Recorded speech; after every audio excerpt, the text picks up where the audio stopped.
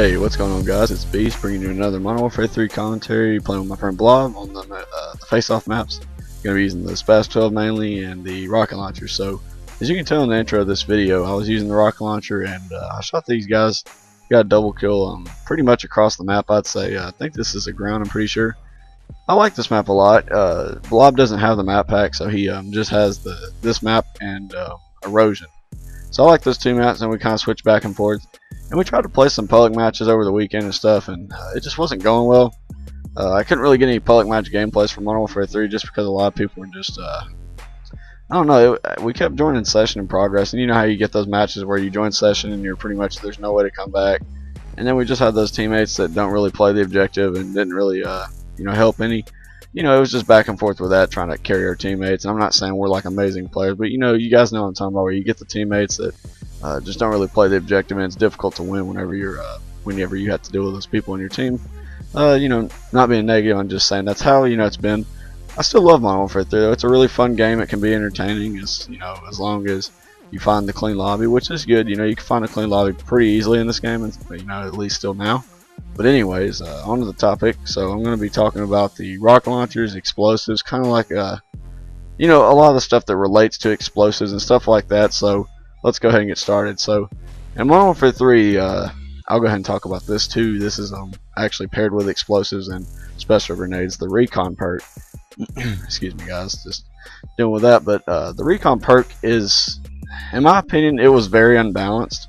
The idea behind it seemed okay, I guess, but in reality, the way people abused it, it was extremely overpowered, and it was very unbalanced. The way people used it was, especially in Search and Destroy, it ruined Search and Destroy for a lot of players in Modern Warfare 3, including myself.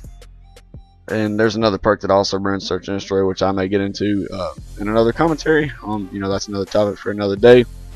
But Recon Pro made it very difficult for Search and Destroy players to actually enjoy it, because if you didn't have dead silence on, you would be on the radar whenever you got hit by a flashbang, and that's usually what they would use. They would pair it with a flashbang, and then usually I think it's the XM25. It's that one grenade launcher that's semi-auto, and it can fire, I think, 4 shots before reloading, and it's just really annoying, you know, when you have to get against those people that play like that, because people know they don't have to play like that to get kills, but they just do it to kind of annoy people, and you know, in a sense, it's kind of, I guess, just to annoy people. But you know, like I said, I didn't really like that they implemented that in Modern Warfare 3. I don't really know exactly where they were trying to go with that.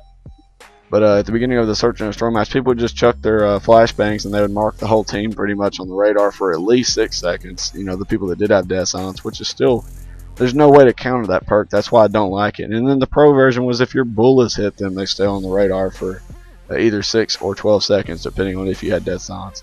And a lot of people griped and complained about this perk, and it was never patched. And I don't really know how you could patch a perk like that, besides making a perk that actually counters it, which would have been nice, but in hindsight, they didn't really do that, which was unfortunate, and people still use it as of today, which, like I said, is unfortunate.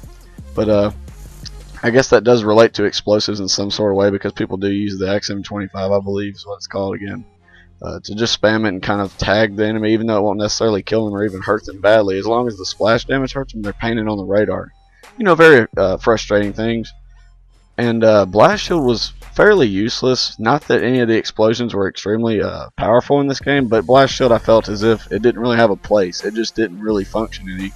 I'm assuming that I didn't really check the stats for it, but it only probably protected you from 20% of the explosions, as opposed to Flight Jacket on the Black Ops 2 games, where I think it protects you at least 60% from explosions, which is actually a lot more, obviously. So, you know, you'll be protected more about that. But anyways, let me know what you guys think about it in the comments down below. You guys have an awesome day, and I'll see you in the next one.